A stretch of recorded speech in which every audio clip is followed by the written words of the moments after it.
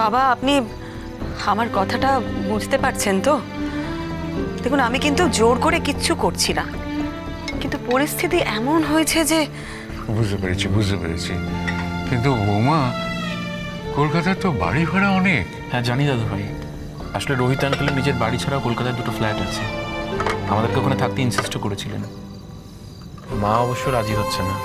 রোহিত আঙ্কেলের থেকে আমরা কিচ্ছু নেব না ডিঙ্কা। উনি দুহাত ভরে আমাদের অনেক কিছু দিয়েছেন, তবে উনি দিলে যে সবসময় আমাদের নিতে হবে এমন তো কোনো কথা নেই। ওনার বাড়ি আছে, থাক, আমরা আমাদের সাধ্য মতন বাড়িতেই থাকবো। হ্যাঁ, ঠিকই বলেছো বৌমা। রোহিতের কাছ থেকে আমরা খালি নিয়েই যাচ্ছি, ও যেন দেবদূত হয়ে আমাদের কাছে এসেছে, আমাদের যা যা দরকার সব ও দিয়ে যাবে। এই পরিবার থেকে ওর যেন কিছুই পাওয়ার নেই। এইভাবে বলছো কেন দাদু ভাই? ভগবান না করুক রোহিত আঙ্কেলের যদি কখনো কিচ্ছু হয়, উনিও জানবেন যে ওনার পাশে সত্যিকারের কারা আছে। সবাই তো অর্থ দিয়ে করতে পারে না, তাই না? না, তা নয়, ওই আর কি। বৌমা, তুমি ঠিক কাজই করেছো।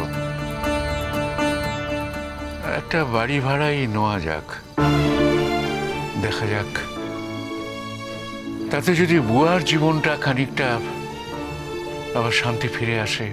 আপনার ছেলে আবার নতুন করে সবকিছু শুরু করতে রাজি হয়েছে বাবা।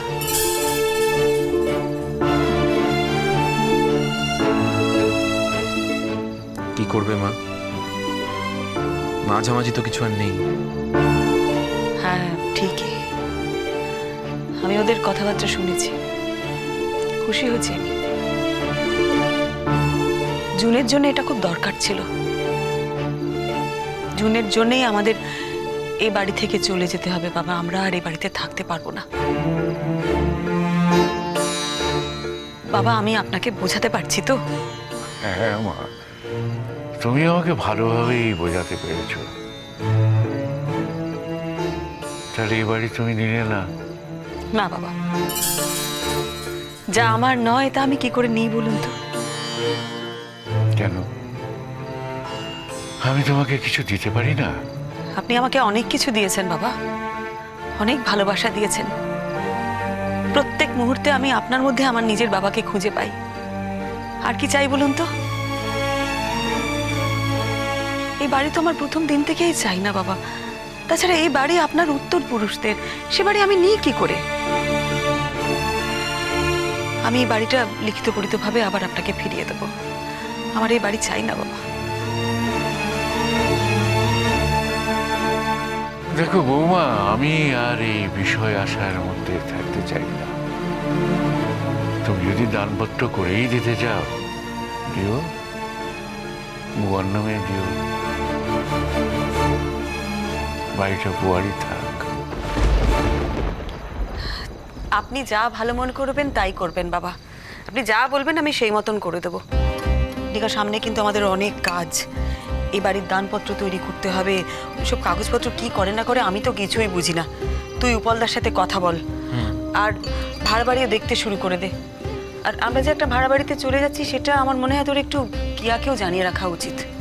কিয়াকে জানানোর কি আছে মা? ও তো বাড়ি দেখে আমাদের বাড়িতে আসছে না, ও আমাকে চিনে আমাদের গোটা পরিবারকে চিনে এখানে আসছে। না সেটা ঠিক, তবে বিয়ের পরে তো ভাড়া বাড়িতে গিয়ে উঠবে, ও আমাদের পরিবারের একজন, ওকে একটু আগে থেকে জানিয়ে রাখা উচিত। কিয়া অত্যন্ত বুদ্ধিমতী মেয়ে, ও আমাদের বাড়ির সিচুয়েশনটা বুঝলে ও চাইবে আমরা যাতে ভাড়া বাড়িতে উঠে যাই। আর তুমি বা ভাবছো কেন সারাটা জীবন আমরা ভাড়া বাড়িতে থাকবো? দাদু ভাই দেখো, আমরা সবাই মিলে নিশ্চয়ই একটা নতুন বাড়ি তৈরি করব। মাঝখানে কটা দিন বড্ড কাজের ক্ষতি হয়ে গেল আমার। জুন একটু সুস্থ হয়ে উঠুক, তোর বিয়েটা হয়ে যাক, তারপরে আমি মন দিয়ে আমার কাজ করব। তাহলে কি বৌমা, তুমি এখন থেকেই সবাইকে বলে দেবে যে আমরা বাড়ি ছেড়ে চলে যাচ্ছি? না না বাবা, এখন আমি কাউকে কিচ্ছু বলবো না। আগে ডিঙ্কার বিয়েটা মিটুক, আর বাড়িটাও পাই, বাড়ি তো এখন আমরা পাইনি না, যাবার আগে সবাইকে জানাবো সবকিছু। ঠিক আছে বৌমা। তুমি যা বলবে তাই হবে, তোমার সব কথাতেই আমি রাজি। খাবারটা ঠান্ডা হয়ে যাচ্ছে বাবা, এবার শুরু কর। হ্যাঁ হ্যাঁ হ্যাঁ।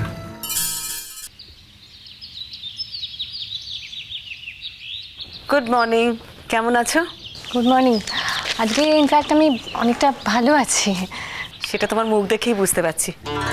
তোমার জন্য একটু গরম গরম স্যুপ নিয়ে এলাম, নাও খেয়ে নাও। শ্রীময়ী, আমি যে তোমাকে কিভাবে ধন্যবাদ দেবো, তুমি আমাকে এত টেক কেয়ার করলে, মানে তুমি না থাকলে যে আমার কি হতো। ধন্যবাদ দেবার কিচ্ছু হয়নি, তোমার ধন্যবাদ পাবার জন্য কিন্তু আমি কিছু করিনি জুন। আমি জানি তুমি ওরকম লোক নও যে কিছু পাবার জন্য কিছু করবে, কিন্তু এত কিছুর পরেও আমি তো তোমার হেল্প নিলাম বলো, মানে সেই জন্যই তো আমার তোমাকে কিছু বলা উচিত। বেশি কথা বলার দরকার নেই, তুমি তাড়াতাড়ি সুস্থ হয়ে ওঠো, তাড়াতাড়ি সুস্থ হয়ে নিজের সংসারটা সামলাও তো। আমি আর কতদিন তোমার সংসারে ঠাকনা দেব? তবে তুমি ঠিকই বললে শ্রীময়ী, আমার সুস্থ হওয়ার পরে আমার প্রথম প্রায়োরিটি হওয়া উচিত একটা চাকরি পাওয়া। এইটা তুমি একটা কাজের কথা বলেছ। রোহিত তোমার চাকরির জন্য অনেক জায়গায় কথা বলেছেন, একটা না একটা জায়গায় তোমার চাকরি ঠিক হয়ে যাবে দেখো। আর কাজের মধ্যে থাকলে না তুমি খুব ভালো থাকবে, কাজের মধ্যে তোমার থাকাটা খুব দরকার। শ্রীময়ী, তুমি একটু বসো না, তুমি থাকলে আমার খুব ভালো লাগে। হ্যাঁ আচ্ছা বসছি। আরে খেয়ে নাও, ঠান্ডা হয়ে যাচ্ছে তো। হ্যাঁ খাচ্ছি। আর আর একটা কথা বলবো শ্রীময়ী? হ্যাঁ বলো। বলছিলাম যে অনিন্দ আমার কাছে ফিরে এসেছে, মানে তুমি না থাকলে এটা কিন্তু সম্ভব হতো না। মানে কালকে ও এই ঘরেই এই বিছানাতেই শুয়েছে। তোমার স্বামী তোমাকে ভালোবাসেন জুন। হ্যাঁ মাঝে একটু ভুল বোঝাবুঝি হয়েছিল ঠিকই, কিন্তু তিনি সত্যিই তোমাকে ভালোবাসেন। ভালো না বাসলে সবকিছু উপেক্ষা করে তোমাকে কখনো বিয়েটা করতে পারতেন? একবার ভেবে দেখো তো, তার এত বছরের সংসার, এত বড় বড় ছেলে মেয়ে, সব কিছুকে উপেক্ষা করে তিনি তোমাকে বিয়ে করেছেন। ভালো না বাসলে এটা কি করা যায় জুন? এই কথাটা তো তোমাকে একটু ভেবে দেখতে হবে। খাবারটা ঠান্ডা হয়ে যাচ্ছে, গরম খাওয়া তোমার জন্য খুব দরকার। আমি এগুলো নিয়ে গেলাম বুঝলে, কাস্তে দিয়ে দিই। দেখি মিঠু দিকে। ও হ্যাঁ, আরেকটা কথা তোমাকে বলার ছিল জুন। কি গো? ডিঙ্কার বিয়েটা আমি এ বাড়ি থেকে দেব, তারপর আমরা এ বাড়ি ছেড়ে চলে যাব। না মানে ভাড়া বাড়ি থেকে দিতে পারতাম, কিন্তু ডিঙ্কা তো এই বাড়িতে জন্মেছে, এটা ওর বাড়ি। এই বাড়ি থেকে ওর বিয়েটা হলে বোধহয় ভালো দেখায়। নতুন বউ একটা অন্য বাড়িতে পা রাখবে, তার থেকে এই বাড়িতেই পা রাখুক। বিয়েটা মিটে গেলে আমরা এ বাড়ি থেকে চলে যাব।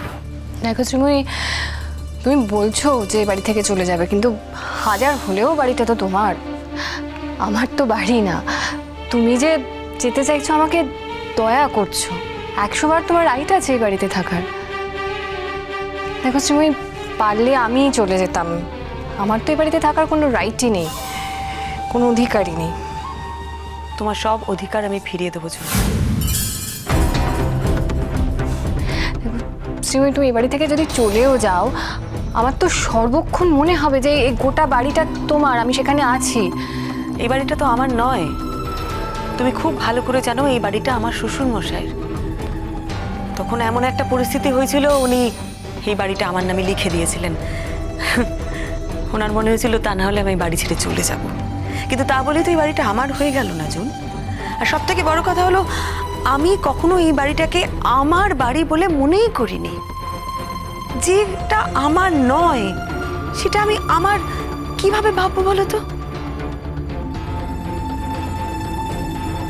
এই বাড়িটা আমি দানপত্র করে ফিরিয়ে দেবো। হ্যাঁ, কি বলছো শ্রীময়ী? তোমার কি মেশুর সাথে এই নিয়ে কথা হয়ে গেছে? হ্যাঁ কথা হয়েছে, তবে কথা না হলেই আমি এই কাজটা করতাম। তার কারণ ওই যে বললাম না, যেটা আমার নয় সেটা নেওয়ার অভ্যেস আমার নেই। কিন্তু কাকে ফেরত দেবে? মেশোকে ফেরত দেবে, তাই তো? সেটা একটু আলোচনা করতে হবে। তবে আমি একটা কথা বলবো, আমার না খুব ইচ্ছে এই বাড়িটা তোমার আর তোমার স্বামীর নামে লিখে দেওয়া।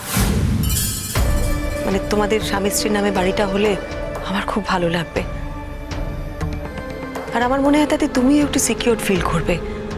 তোমার মনে হবে যে তুমি এই বাড়িতে বাড়তি নও, এই বাড়িতে তুমি তোমার নিজের অধিকারে থাকতে পারবে।